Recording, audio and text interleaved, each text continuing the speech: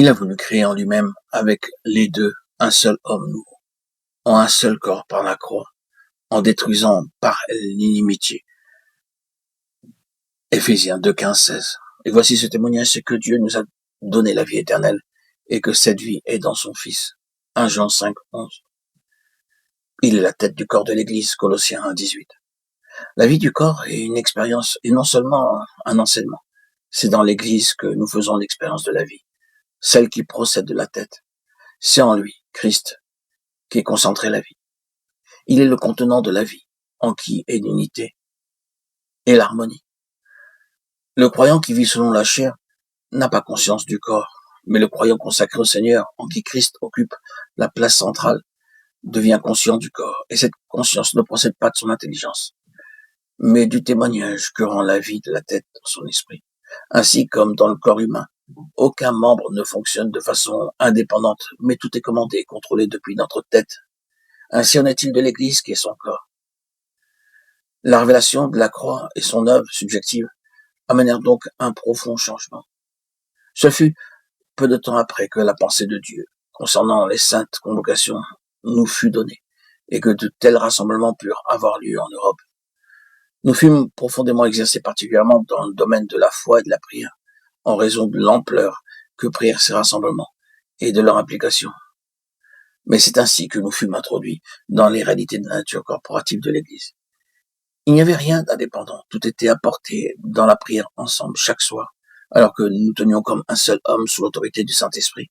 Nous fûmes témoins de la façon merveilleuse et souveraine dont le Seigneur accomplissait toutes choses. Ces saintes convocations qui permirent à un grand nombre de croyants de beaucoup de parties du monde d'entendre l'appel de Dieu à une consécration sans réserve, afin d'édifier avec lui sa maison, furent le fait de la volonté révélée de Dieu. Et tout fut réalisé en union avec Christ dans les cieux. Aucun de ces rassemblements ne fut reconduit sans nous être assurés de la pensée, de l'attention et de la volonté de Dieu. Quelque temps plus tard, le ministère de la traduction des brochures vint s'ajouter aux saintes convocations, car le Seigneur avait placé un réel fardeau en nous concernant son message. Le Seigneur donna tout ce qui était nécessaire tant pour la traduction que pour le matériel et tous les autres aspects d'un tel ministère. Mais ce fut toujours en demeurant dans sa dépendance que les choses eurent leur développement, chacun prenant sa place. C'est ainsi que tout l'ensemble se mit à fonctionner harmonieusement. Ce ministère atteint actuellement plusieurs parties du monde. La publication de ces messages comme celui de la lettre de prière implique que nous soyons les témoins, les témoignages de ce qui est publié, et nous ne saurions en faire paraître le contenu s'il n'était en relation avec notre propre expérience vivante. Nous veillons qu'il ne le soit au-delà de notre expérience. Et moi-même, sur ma chaîne Arnaud Joseph, je me fais un plaisir, un honneur, une joie de partager ces messages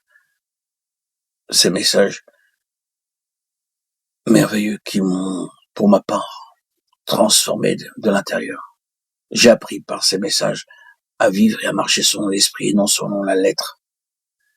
Quelle merveille que Dieu m'ait placé sur mon chemin, ce vase élu, ce vase choisi qui m'a mené à l'église évangélique Patmos et qui m'a fait connaître ces messagers de Christ, en qui aujourd'hui je me fais la joie de partager. La lettre de prière est aussi un ordre de Dieu et non une initiative de l'homme. Son contenu est l'évolution de notre propre expérience et croissance et les témoignages de la conduite de Dieu concernant toute œuvre et tout service. Le ministère dans les lieux en France comme à l'extérieur, là où le Seigneur nous a ouvert des portes, n'a rien de purement individuel. Mais son caractère est corporatif et sur la base du principe que nous voyons en Acte 13. Durant plusieurs années, nous étions à bien des égards comme Gédéon, dont la réponse à l'envoyé de Dieu fut la confession d'une absence d'histoire spirituelle concernant Israël, car il ne pouvait parler que des actes que Dieu avait faits autrefois. Il en était de même de nous. Nous pouvions parler de ce que Dieu avait accompli ici et là, mais quant à nous, nous n'avions aucun témoignage de ce genre. Ce n'est pas ici le fait que nous établissions des comparaisons. Là n'est pas notre pensée. Mais le point que nous soulignons est le suivant. Dieu doit accomplir en nous une œuvre profonde pour nous mettre de côté afin de révéler Christ en nous. Et ceci est mon histoire, ceci aussi est mon témoignage. C'est ce qui m'est arrivé. Et ce sera sur cette base que le Seigneur nous engagera dans son plan et de notre part en relation avec l'édification de la maison de Dieu. l'église à laquelle est lié son dessein. Bien que Dieu ait donné le quintuple don à son église, Éphésiens 4:11, et qu'il appelle souverainement qui il veut, cependant tout croyant a un ministère qui s'exerce dans le corps avec le corps et en faveur du corps, car toute indépendance, individualisme est contraire, parce que tout doit être gouverné par Christ, la tête. La croix doit nous briser, nous affaiblir pour que tout cet individualisme, cette indépendance et cette faconde de langage passe par la mort. Moïse était un homme qui ne manquait pas d'éloquence, mais après ces 40 années de solitude et de pénétration des droits souverains de Dieu en lui, il n'osait plus formuler une parole. Cette histoire est connue, citée depuis des générations. Mais le ministère, quelle qu'en soit la mesure, exige que nous en connaissions la réalité. En ce qui me concerne, en pur témoignage de ma part, après 2 années passées à l'église évangélique Patmos et beaucoup de soumission, d'obéissance et d'humilité, non pas voulu par ma force de volonté, mais c'est instauré en mon cœur. Et cela a transformé ma vie.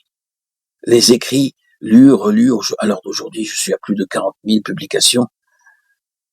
Ces messages qui se trouvent dans leur entièreté dans la chaîne audio Arnaud Joseph manifestent et témoignent de cette joie que m'a procuré l'esprit de désirer partager ardemment ces messages qui m'ont transformé et qui vous transformeront, j'en suis persuadé.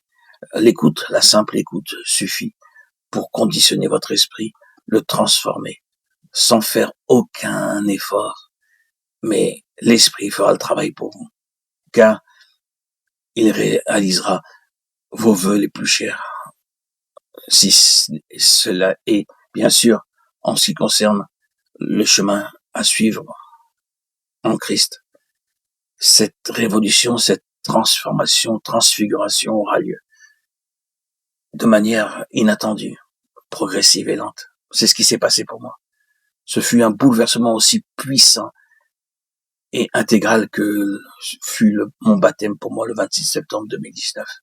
Ces écrits m'ont radicalement transformé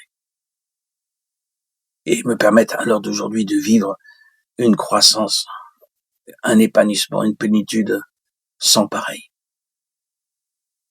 Dieu m'a dirigé vers cette église, car c'était une étape nouvelle qu'il fallait que je franchisse.